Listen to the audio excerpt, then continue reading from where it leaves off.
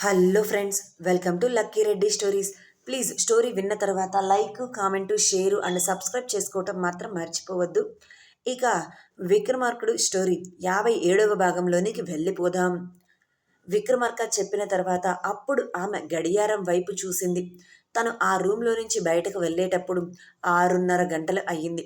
ఇప్పుడు రూమ్లోనికి ఎంట్రీ ఇచ్చిన తర్వాత 7 గంటలు అయ్యింది.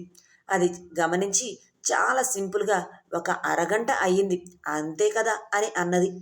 నువ్వు బయటకు వెళ్ళేటప్పుడు నేను చెప్పిన మాట ఏంటి అని కనుబొమ్మ పైకెత్తి సీరియస్గా అడిగాడు విక్రమార్క. ఏం చెప్పావు? చెప్పిన వాడికి నీకు గుర్తులేదా అని ముఖం చిట్లిస్తూ మూతి తిప్పుతూ తను తీసుకొని వచ్చిన ట్రేని అక్కడ ఉన్న టేబుల్ మీద పెడుతూ అన్నది. అంటే ఇప్పుడు నీకు నేను చెప్పిన మాట ఏంటి అనేది గుర్తు చెయ్యాలన్నమాట అని స్పీడ్గా ఆమె దగ్గరకు వచ్చాడు విక్రమార్క. ఇద్దరి మధ్య గ్యాప్ జస్ట్ ఇంచు మాత్రమే ఉంది. కొంచెం అటు ఇటు కదిలినా ఇద్దరి బాడీలు మాత్రం ఒకరికి ఒకరు టచ్ అయిపోతాయి. అతడు అంత స్పీడ్గా తన దగ్గరకు వస్తాడు అని ఊహించని ఆమె ఒక్కసారిగా ఉలిక్కిపడి ఒక అడుగు వెనక్కి వేసేది కూడా ఆ వెనుక ఉన్న టేబుల్ తగిలి పడబోతుంటే అతడు ఆమె నడుము చుట్టూ చేతులు వేసి తన మీదకు లాక్కొని ఫేస్ మీదకు ఎయిర్ బ్లో చేశాడు. అతను అలా గాలి ఊదటంతో ఆమె ఏదో ఊహాలోకంలోనికి ఒక్కసారిగా ప్రయాణించినట్లుగా చాలా స్లోగా నెమ్మదిగా కళ్ళు మూసి తెరిచింది. తన చుట్టూ ఉన్న లోకాన్ని మరిచి క్షణకాలం పాటు అలా కళ్ళు మూసి తెరిచి అతడి వైపు చూసింది. ఆమె అలా మైమరుపుగా కళ్ళు మూసి తెరవడం తనని మరో లోకానికి తీసుకొని వెళ్ళినట్లుగా అనిపించింది. తన మనసు ఒక్కసారిగా ఆమె మీదకు మళ్ళింది. ఆడది అంటేనే నచ్చని అతడు మొదటిసారి ఇష్టంగా ఆమెను పట్టుకున్న ఫీలింగ్ కలిగింది. అతని పట్టులో కసి, కోపం, పగ ఏమీ లేవు. నార్మల్గా తనకు ఇష్టమైన వాళ్ళని ఎలా పట్టుకుంటారో అలానే పట్టుకున్నాడు. కానీ ప్రేమ ఉంది అంటే ఏమో దానికి మాత్రం సమాధానం అతడు మనసు చెప్పటం లేదు. క్షణకాలం పాటు ఇద్దరి కళ్ళు కలుసుకున్నాయి. ఒకరి కళ్ళల్లోనికి ఒకరు అలా చూసుకుంటూ ఉండిపోయారు. ఒకరి కళ్ళు ఒకరితో ఏదో ఊసులు చెబుతున్నట్లుగానే అనిపించింది. ఇద్దరు ఒకరితో ఒకరు గొడవ పడ్డారు. ఒకరంటే ఒకరికి పడదు అని చూసిన వాళ్ళు ఎవ్వరికీ కూడా అనిపించదు. ఆ సీన్ అలా ఉంది మరి.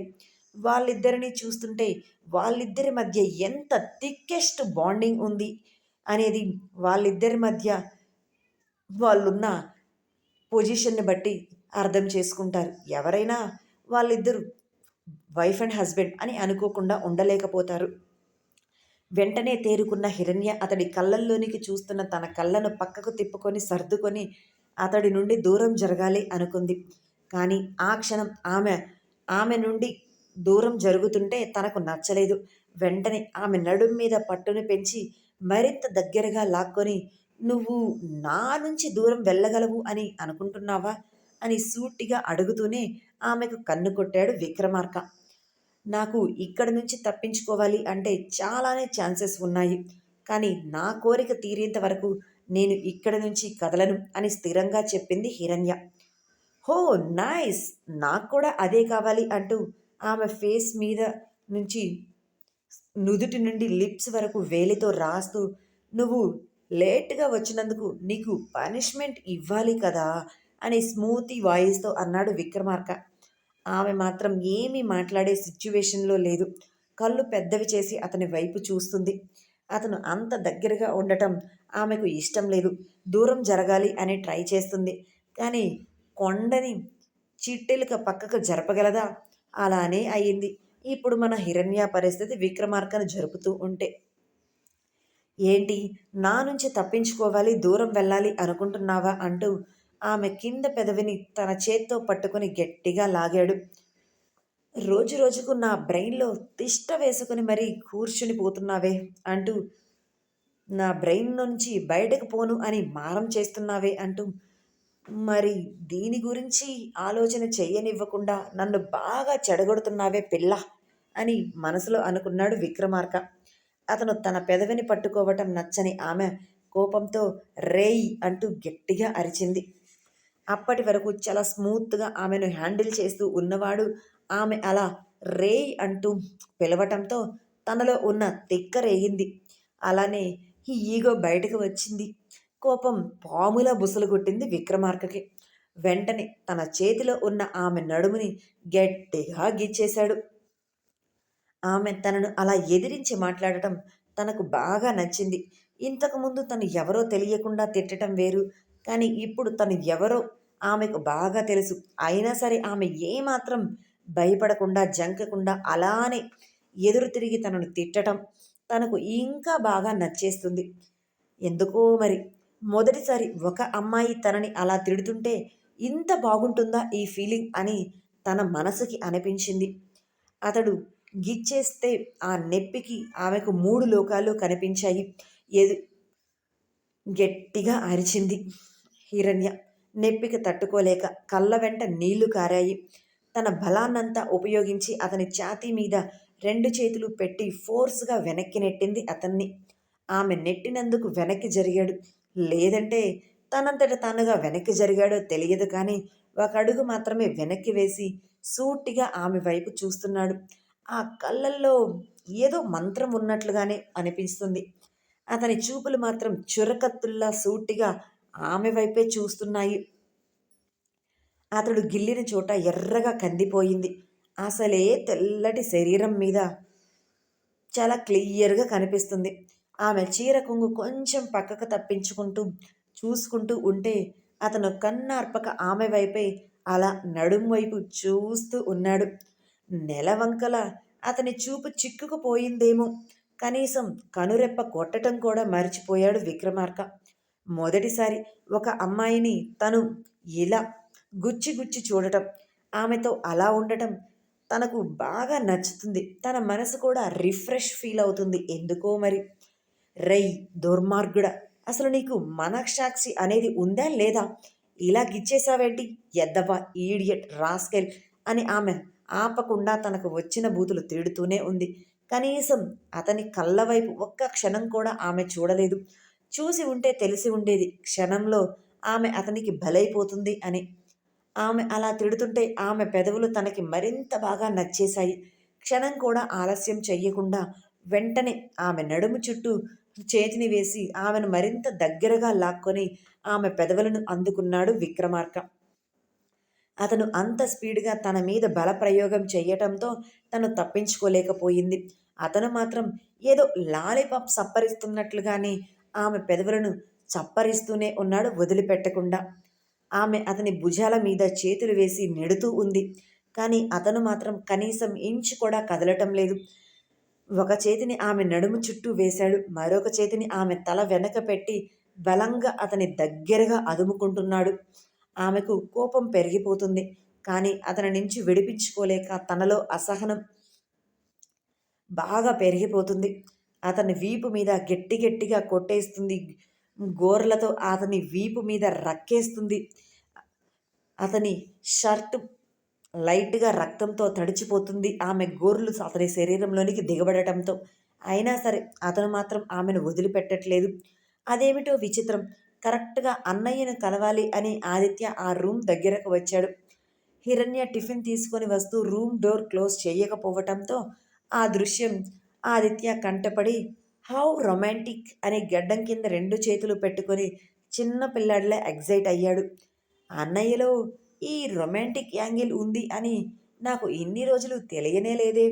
ఇప్పుడు వెళ్ళి వీళ్ళని డిస్టర్బ్ చేయటం అవసరమా?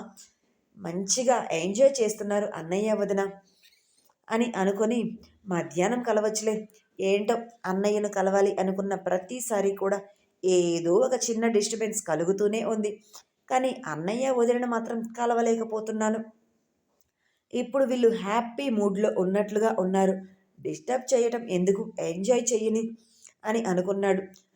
ఎప్పుడు అన్నయ్య నా గురించి ఆలోచించేవాడు. ఇకపైన ఆయన వదిన గురించి ఆలోచించాలి. తన గురించి, తన జీవితం గురించి కూడా ఆలోచించుకోవాలి కదా. ఇటువంటి టైంలో నేను లోపలికి వెళ్ళటం కరెక్ట్ కాదు అని అనుకున్నాడు.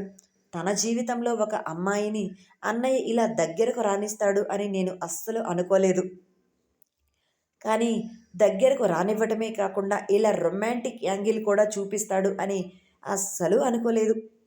నిజంగా ఇది ఎయిత్ వండర్లా అనిపిస్తుంది. నాకు తెలిసి వదిన అన్నయ్యలో ఉన్న ఈ రొమాంటిక్ యాంగిల్కే పడిపోయి ఉంటుంది. క్యూట్ కపుల్ అని అనుకొని డోర్ దగ్గరగా వేసి అక్కడి నుంచి వెళ్ళిపోయాడు ఆదిత్య. వాళ్ళిద్దరిని క్లోజ్గా మాత్రమే ముద్దు పెట్టుకుంటున్నారు అని మాత్రమే చూశాడు. కానీ వాళ్ళ మధ్య జరిగే రణరంగం మాత్రం అతడు గమనించలేదు.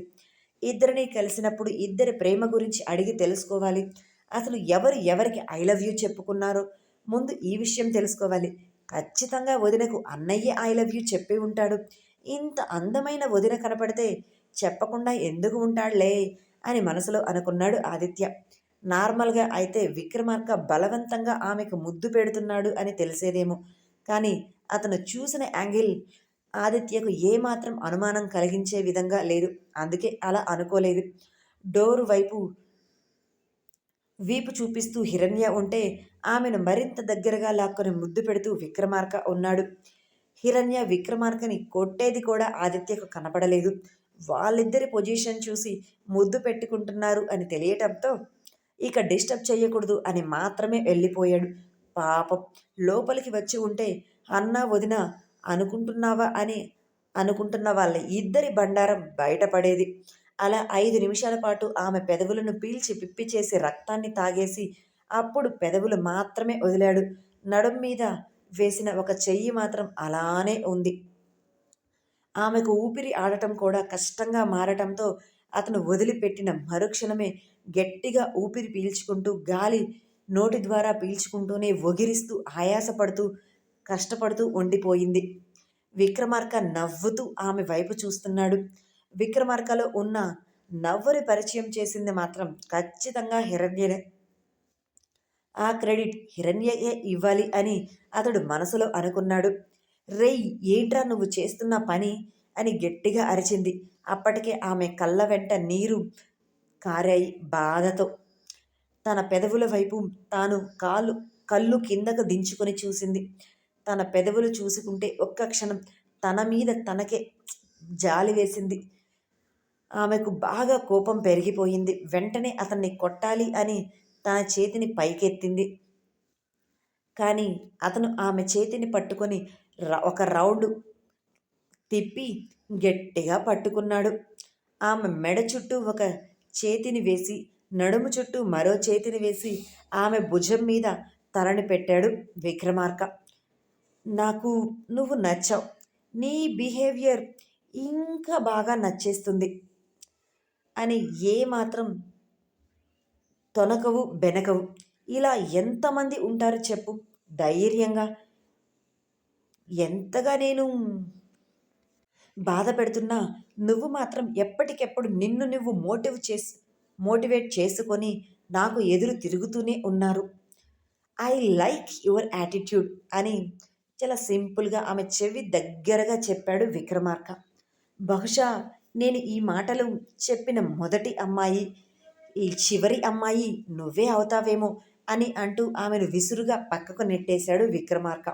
అతడు అలా మాటలు చెబుతుంటే మాటల మైకంలో ఉన్న ఆమె అతడు అలా నెట్టడంతో ఒక్కసారిగా వెళ్ళి పక్కనే ఉన్న సోఫాలో పడిపోయింది. ఇదండి ఇవాల్టి స్టోరీ. రేపటి భాగంతో